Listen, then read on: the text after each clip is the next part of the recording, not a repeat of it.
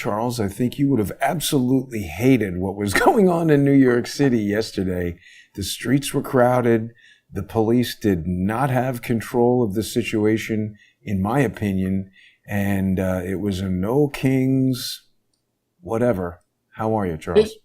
I'm great, Jason. Thanks for asking. I hope you're well. I mean, I did watch after we spoke some of those videos of what was going on in New York and elsewhere. Yeah. And it's the same thing that you and I saw back when we were doing walkarounds of those protests. It's the same bunch of aging hippies from the 60s with the same fucking chants, only a different rhyme, slightly different rhyme now. And they didn't get it back in the 60s. They haven't gotten it ever since. They're making a nuisance of themselves. And they're not a good barometer of what's actually going on in the United States versus the rest of the world. They're just, they're paid complainers. The old ones are willing to go out, and work and do this for nothing. But these young punks who run these supposed charities, somehow they've gotten money together from somewhere, most likely from the taxpayer, directly or indirectly. And they're paying off people who can't be productively employed otherwise to just mouth off and be professional nuisances. And actually, Bob Bishop, who's been on our show several times and is very got a great sense of humor, he sent around a little email saying, note to self, no King's Day is on July 4th this year and every year after 1776. Yeah. That's right. These people who are, it's their classic playbook. We're fighting against autocracy. We're the party that tried to, had a demented crook installed in 2020 via trickery. Let's just say that kept him there via deception when it was obvious to everybody that he couldn't run and beat Trump in 2024. This party of democracy said, all right, we'll just install a numbskull with no primaries into power and spend $2.5 billion in 100 odd days and try to rig the 2024 election. These are the people who are complaining about no kings. They basically, they allowed Obama to function as a monarch, right? He had, like Trump, he had stronger majorities from 2009 and 10 in the House and the Senate. He could have gotten anything passed that he really wanted to get passed. But because he's a knucklehead, and because he had a bunch of knuckleheads around him, knucklehead losers like Eric Holder and others in his cabinet, he didn't really legitimately pass any reform legislation. Obamacare is a disaster, as our healthcare system proves today. It's an expensive waste of money that put trillions of profits into the hands of crooked insurance companies. Created a system where that we're not cured. We're encouraged to go on expensive medicines, which just delay the inevitable. Instead of having one focal point of a doctor who really knows you well, you're in a system now where no single doctor can give you an answer. So you got to talk to 25 of them as you get towards the end of your life, and each of them has a different vector to consider, prescribes medicines that help maybe arrest one problem that you have, but could exacerbate another problem that you have. It's a mess. It's great for lawyers. It's great for monopolists, insurance companies. Yeah, so the very same people who decry Trump's authoritarianism are people who, if they won the lottery, would complain about it. They're just professional complainers. Well, Charles, let's just look at a little bit of this footage, because it was, Sure. It was one of these situations where there were so many people in the park. And frankly, this should be an alert to the police. If the mobile data network in New York City is overwhelmed, it's a good signal that there's too many people in one area for safety's concern. I'm not saying it's, Right. for sure, but look at how many people were jammed into Bryant Park. And also a lot of people online have noted that this is a decidedly white and very much older crowd, as you pointed out. So it seems to be a demographic that was targeted through some kind of marketing. Sure. And you had pointed out that guy, what's his name, Singman or something like that, this billionaire. Yeah, Singham, yeah. Yeah, dangerous guy. I mean, they're putting all this fake nonsense together. So it was very difficult to broadcast because everybody was jamming out the mobile data network. I've put the full video here on X. Well, basically anybody who's subscribed to the channel, people who are subscribing to me at JG_CSTT, or if people are sponsoring the show on odyssey.com/@crowdsourcethetruth, crowdsourcethetruth.substack.com, or subscribestar.com, or patreon.com/crowdsourcethetruth can watch the full hour and 9 minutes. It was oppressive, I have to say. The fact that the cops weren't in control, you couldn't really move, and not just me. To me, this was a mistake for the city to allow this because it basically shut down Fifth Avenue. Anybody who needed an ambulance yesterday, all these people who want to resist and do all this stuff, they're not thinking about anybody who might have needed emergency services in the city. It was a real serious problem. And there was this other thing called resist and... Right. something.org. So, and they were directing traffic. Like, what empowers these people to become a pseudo police force to take over Manhattan, direct cars, direct people? I don't get it. This is from the Maidan Square playbook, Color Revolution playbook. I mean, all it would have taken there would have been, a number of snipers up on one roof or another, sending bullets into this crowd, and there would be absolute and complete mayhem. One person with an M80 could have done that. A piece of fireworks that you could get in Virginia or something, South Carolina, light that on fire in the crowd. You would have injured dozens of people. There was, look at these old ladies walking around. Somebody could have tripped and fallen. I don't get it. Well, these people, I mean, if you went back to the 60s riots, if you had the ability to do it, you'd probably see younger versions of these same people barking, slogans then. It's all they know how to do. And unfortunately, the people involved, many of these people involved, they're retired teachers.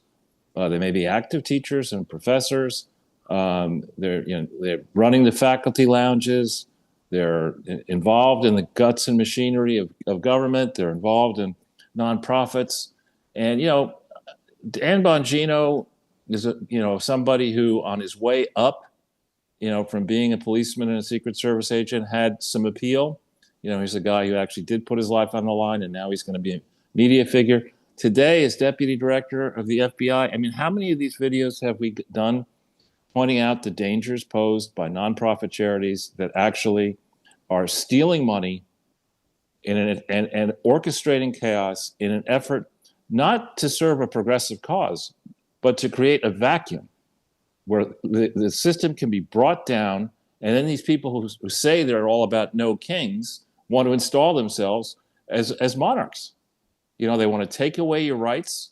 We saw that in the COVID episode. I mean, Randi Weingarten is a bloodthirsty piece of shit who has done more to destroy America than any teacher on earth.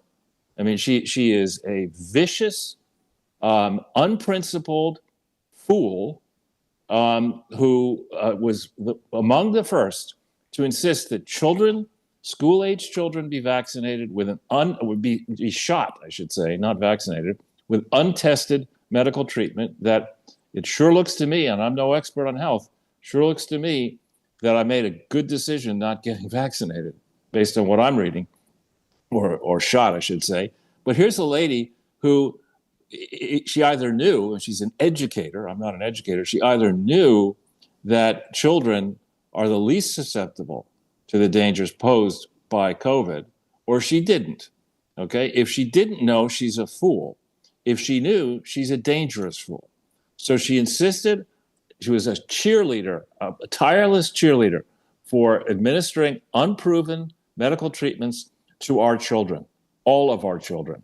Virtually any child who went to school eventually had to get that shot, all right? And maybe got boosted.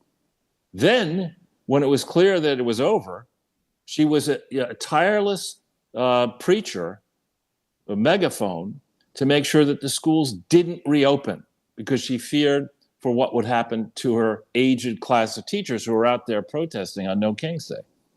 I mean, this is a dangerous moron. And she has, in effect, been a monarch, right? She's been in charge of this public sector union. She could shut the country down if teachers across the country go on strike. Nobody should have that power in America. John F. Kennedy was right about that. Public sector unions are a disgrace, particularly now in 2025, when most public sector employees are vastly overpaid compared to what people in the private sector earn. So, I mean, this really, and of course, CBS was a megaphone for this rally. Of course, mainstream media, characterized, as far as I could tell, I don't really watch mainstream media, but the clips I see, of course, the mainstream media, mostly peaceful, as fires are burning and stores are being looted.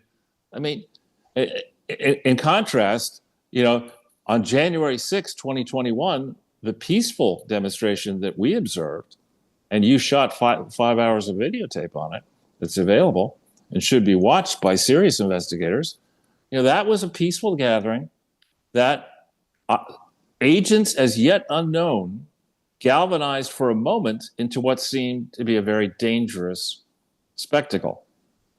But if you look at the number of people over the number of seconds, and you do the math, that truly was mostly peaceful until the orchestrated moment when, again, persons unknown manufactured a pretext for the president-elect and his team of crooks, to go against their political enemies, especially including Donald Trump personally. Yeah. Charles, you were mentioning CBS. There was a post earlier. I think we both like this guy. Hans Monkey was talking about how when Kyle Rittenhouse defends himself, the media brands him a murderer. But when someone shoots a bystander at a Democrat-organized rage fest, they're hailed as a designated peacekeeper, and he's retweeting. This is KUTV, which is a CBS affiliate, maybe in Utah. Yeah, Salt Lake City. Peaceful protester died after being unintentionally shot by a designated peacekeeper during a No King's Day protest. Not a riotous. This is just insane gaslighting right here. No, it truly is. I mean, what about the congressional baseball game when Steve Scalise was nearly assassinated, right? And the guy who shot him was a hard left Bernie Sanders supporter, right? He went and during what is supposed to be a good-natured bipartisan baseball game. This guy singles out Scalise and others, and Scalise is barely alive today. Okay, yeah, where's the outrage? He looks over unhealthy when you see him, right? It's obviously he got his liver shot out or something like that. Yeah, I mean, the mainstream press. I would argue the mainstream press today is worse than the state press in North Korea. I mean, it truly is revolting. Anything that Trump does, any idea he has is dangerous, is ridiculous, is anti-constitutional. Anything that AOC says is brilliant. It's just... She's hanging out with this Zohan Mamdani. That guy is such an idiot. It's unbelievable, Charles. And, I am starting to feel like he's really being promoted, He's a product as far as I'm concerned, and he's being so heavily promoted. I'm concerned that he might actually win. There was a Mamdani Cuomo debate. And I mean, even just I didn't watch it, but even just the fact that they're putting Mamdani up against this mainstream, everybody, he's a brand name there, Cuomo. So they're putting them on equal footing by having this debate. And people who don't know anything about anything will be like, oh, we got this old kind of mafia guy versus this young socialist. They tear into each other in the final New York City mayoral debate. Well, I mean, this is a pretty fractured thing because we've got the idiot Eric Adams. I mean, these guys are all essentially Democrats, right? So some people are feeling like this could help Curtis Sliwa, but I just don't know if Curtis Sliwa has the skills, the organizational skills to run something as big as New York City. Of course, 33 is the age of Mamdani. I'm telling you, they're going to stuff him in there, and this is going to be the next mayor. New York is going to continue to deteriorate. Who has looked into his background? Somebody that young has probably said a lot of very stupid things in his past. So who's been over his social media? Who is it? Who are his parents? Where did he grow up? Where did he go to college? Who is this idiot? You know, the city of New York is, as you know, big and has a big budget. What has this guy ever run? His I don't mouth. like Cuomo at all, and I think he did a crap job as governor. But at least he was governor of the state. And again, I'm looking at this from 10,000 miles away, literally. If you're sitting So here and you have a choice of investing money in Singapore or investing it in New York City, what are you going to do? You're certainly not going to put money in New York City. You've got this an guy idiot who as was governor. 10 years old when 9/11 happened, excuse me, he was 9 when 9/11 happened. He's an American politician in the state of New York, a member of the Democratic Party and the Democratic Socialists of America. So he's being promoted by AOC, of course. He represented the 36th State Assembly District in Queens since 2021. That's really the only thing that he's done. And so that's basically the new Where did thing. he go to college? Just like they stuck Obama in there as a senator, they stick idiots like this. So he was born in Uganda, and his parents are Mahmoud Mamdani, an Indian Ugandan post-colonial studies professor at Columbia, and Mira Nair, an Indian American filmmaker. Two idiots. His father gave him the middle name Kwame after Kwame Bayavao Nkrumah, the first prime minister of Ghana. Who ruined Ghana. He absolutely ruined. I went to Ghana in 1976. I actually studied law for 3 different courses in Ghana, and I went to an impeachment trial, or I should say maybe a treason trial, where there were, I think, 7 judges of this guy, not of Nkrumah, it was some other person. 7 judges were hearing testimony in the hot sun in their fancy, English-style robes, and I think 5 of them were asleep. Wow, and when this is in 1976, in the summer of 1976. And Nkrumah was a firebrand who was, led Ghana to independence. But at Ghana's independence, the Brits gave Ghana, I think, 500 million pounds of gold, which is a lot of money back then. And by the time I got after Nkrumah's rule, and it eventually ended, and there was a general, by the time I got there in 1976, you literally had to plan your life around finding food. There was in the morning, word would spread. I don't know how. There's no internets back then. Word would spread. Oh, today you might be able to get some chicken with your rice. It was destined. It had peanuts and beer. That's all they had. A certain type of food. I bet you watch a lot of soccer with peanuts and beer. No, they also had weed, actually. Peanuts, beer, and weed. Oh, that makes sense. I mean, it was so bad, and I can confess now, decades later, that I was with people who were much older than I was, so they were really into the weed. So we were smoking weed one night, drinking beer, and we all got hungry, and we decided, there's nothing to eat. What can we eat? And somebody said, well, why don't we eat some instant coffee? That's how bad. Instant coffee. I know. We were starving, and of course high and had the munchies. But I went out to somebody's favorite restaurant, and it's the only time in my life that I literally looked at the food and said, not only am I not going to eat this, I got to leave right now, or I'm going to throw up on this table. What was it? It was, I don't know. It was just, it smelled. It was disgusting. So, that's what happens when you let this Ugandan nut, they're not promoting him because they think he's going to run the city. They're promoting this idiot because that's the only way they can continue to steal the city blind. Right. Which is what I think has been going on. De Blasio's wife walked off with $800 million nobody knows about via a foundation. Andrew Cuomo's sister runs a crooked homeless foundation, a housing shelter foundation that Andrew helped found. I mean, you're going to lose with either candidate here. But the bigger picture is, again, the structural mess in New York City and New York State is so vast that even if I were 21, I wouldn't take the long view and say, well, I'll put the money in now and maybe in 30 years I'll get my money back. It is such a mess. You have Letitia James in there suing her political enemies and the president now into oblivion, stealing money at the same time, right? Excuse me, that's a template that has been set by Barack Obama, by Bill Clinton, by the Bush family. You say you're a public servant, but then out of charities, you rob the world blind.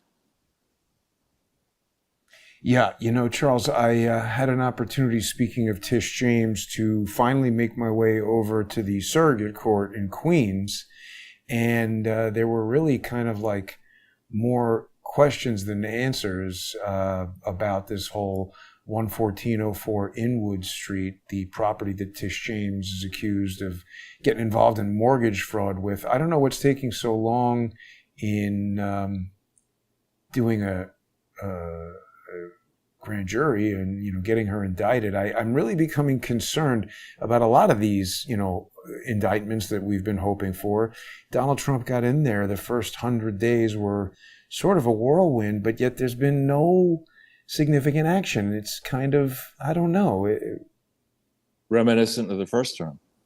He well, in the campaign in 2016, he was pounding the Clintons in the Clinton Foundation. Right, and then he gave up when he got in there. Yeah, and similarly, I started to say on Bongino, how many different times have you and I mentioned Extinction Rebellion and Antifa?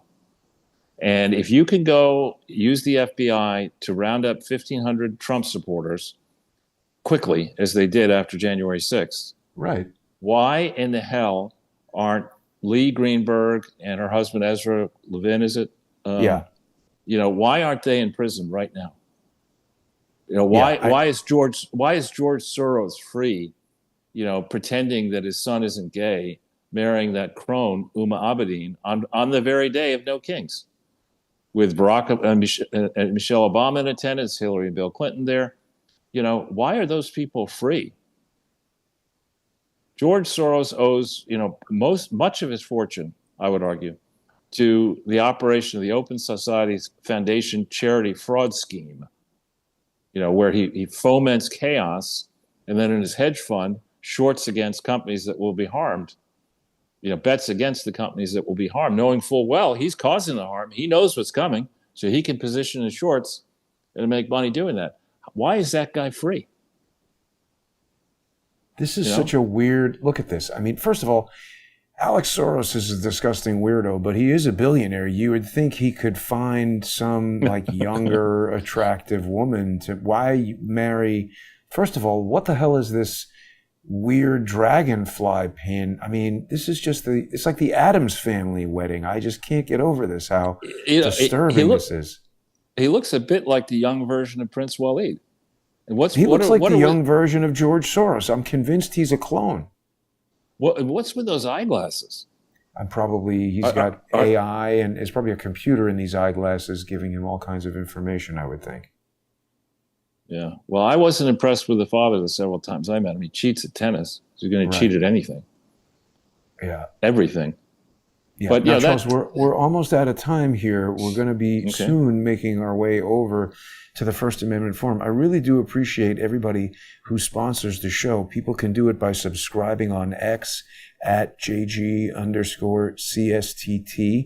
Also, everybody who's been subscribed on Odyssey.com/@crowdsourcethetruth has been getting the sponsor exclusive shows for free for months, and I appreciate everybody's sponsorship, but I'm going a little bit broke over here. So if people want to jump over to crowdsourcethetruth.substack.com or X, or to subscribestar.com or patreon.com/crowdsourcethetruth, I can't continue the type of stuff that I'm doing without your sponsorship. I don't have any kind of My Pillows being sold. People were pissed off at Mike Lindell. He had some kind of trial or hearing or something like that, where he admitted that he didn't have any evidence.